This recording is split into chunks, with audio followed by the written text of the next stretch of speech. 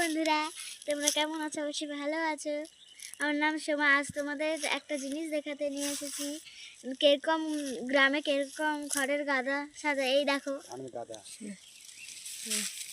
এই দেখো। আমার বাবা খড়ের গাদা সাজাচ্ছে।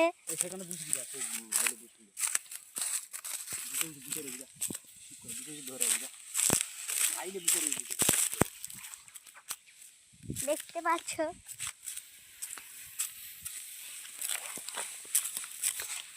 কেমন লেগেছে?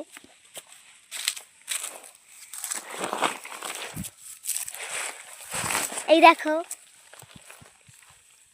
আমার মা খড় দিচ্ছে আর আমার বাবা গাদা সাজাচ্ছে। চারিদিকে দেখো কি সুন্দর গাছপালা, দেখেছো?